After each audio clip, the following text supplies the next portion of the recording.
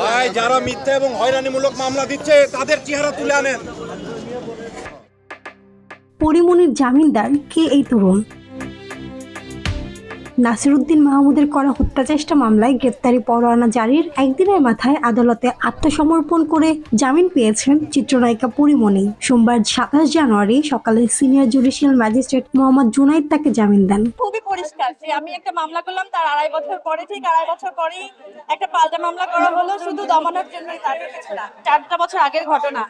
আমি দাঁড়ে দাঁড়ে ঘুরে শেষ পর্যন্ত এই আদালতকেই আসলে আমার মনে হয়েছে যে আমি এখান থেকে ন্যায় বিচার পাবো। তরুণ গায়ক শেখ সাদী হয়েছেন পরিমনির জামিনদার। বিষয়টি নিশ্চিত করে পরিমনির আইনজীবী নীলাঞ্জনা রিফাত বলেন, আদালতে পরিমনি আসতে না পারে আদালত গ্রেপ্তারি পরোয়ানা জারি করেন। তিনি সঙ্গে সঙ্গে পরিমনিকে খবরটি জানান। এরপর পরিমনি সিদ্ধান্ত নেন সোমবার তিনি আদালতে আত্মসমর্পণ করে জামিন চাইবেন। ওই দিন তিনি আদালত থেকে জামিনও পেয়ে যান। সবাই আসলে আমাকে সাহসটা জুগিয়েছেন যে আজকে জামিন নিতে আসবো এবং আমি জামিন পেয়ে যাব। এরকম একটা জয় নিয়েও যেন আমি বাড়ি আসলে ফাইনালি ফিরতে পারি, আপনাদের ভালোবাসার সাথে থাকতে পারি। নীলাঞ্জনা রিফাত বলেন, আদালতের জামিন আদেশের পর পরিমনির জামিননামা লেখা হয়। আমি জামিনদার বলছি। আরেকজন জামিনদার হয়েছেন শেখ সাদী। জামিননামাটি আদালতে জমাও দিয়েছি। জামিনদার হয়ে শেখ সাদী আদালতে শুরু থেকে পরিমনির সঙ্গে ছিলেন।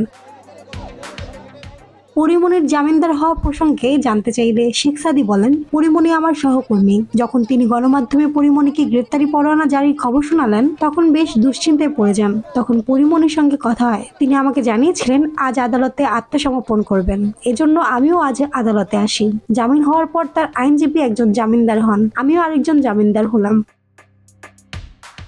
শেখ সাদী জানান, একই অঙ্গনে দীর্ঘদিন কাজ করার কারণে পরিমনির সঙ্গে বেশ আগেই পরিচয় হয়েছিল। তখন থেকে পেশাগত বিষয় নিয়ে তার সঙ্গে নিয়মিত কথাবার্তা হয়। তরুণ গায়ক শেখ সাদীর বেশ কয়েকটি জনপ্রিয় গান রয়েছে। ইউটিউবে এসব গানের ভিউ কোটি পার হয়েছে। শেখ সাদীর জামিনদার হওয়া প্রসঙ্গে চিত্রনায়িকা পরিমনি বলেন, হঠাৎ করে আমি ভীষণ অসুস্থ হয়ে পড়েছিলাম বলে গতকাল আদালতে যেতে পারিনি। যখন শুনলাম আমার বিরুদ্ধে গ্রেপ্তারি পরোয়ানা জারি হয়েছে, এই খবরটি যখন গণমাধ্যমে প্রকাশ পেয়েছে তখন আমার শুভাকাঙ্ক্ষী ও শুভান্নধায়ীরা আমার সঙ্গে যোগাযোগ করেন। আমার পরিস্থিতিতে আমার বন্ধু বান্ধবরা আমাকে সাহস জুগিয়েছে। শেখ সাদীও আমার সহকর্মী, তার সঙ্গেও গতকাল কথা হয়। আজ আদালতে শুনানির সময় সে ছিল। জামিন পাওয়ার পর আইনজীবী জামিনদারের পাশাপাশি স্থানীয় একজন জামিনদারের প্রয়োজন হয়। শেখ সাদী তখন জামিননামায় স্বাক্ষর করেন। মারধর ও হত্যা চেষ্টার অভিযোগ এনে 2022 সালের 18 জুলাই ঢাকার আদালতে নালিশি মামলা করেন ব্যবসায়ী নাসিরউদ্দিন মাহমুদ। মামলায় তিনি অভিযোগ করেন 2021 সালের 8 জুন পরিমনি ও তার সহযোগীরা সাভারের বোট ক্লাবে ঢুকে ওয়াশরুম ব্যবহার করেন। পরে ক্লাবের ভেতরে বসে অ্যালকোহল পান করেন। রাত 1:15 দিকে ক্লাব ত্যাগ করার সময় পরিমনি তাকে ডাক দেন। পরে একটি ব্লু লেভেল অ্যালকোহলের বোতল বিনামূল্যে দেওয়ার জন্য চাপ দেন। এতে রাজি না হওয়ায় পরিমনি তাকে গালমন্দ করেন। এক পর্যায়ে পরিমনি হত্যা চেষ্টার জন্য একটি গ্লাস ছুঁড়ে মারেন, যা তার মাথায় ও বুকে লাগে। এদিকে 2021 সালের 8 জুন সাভারের বিরুলিয়ায় ঢাকা বোট ক্লাবে ধর্ষণ ও হত্যা চেষ্টার অভিযোগ এনে পরিমনি ব্যবসায়ী নাসির সহ 6 জনের বিরুদ্ধে সাভার থানায় মামলা করেন।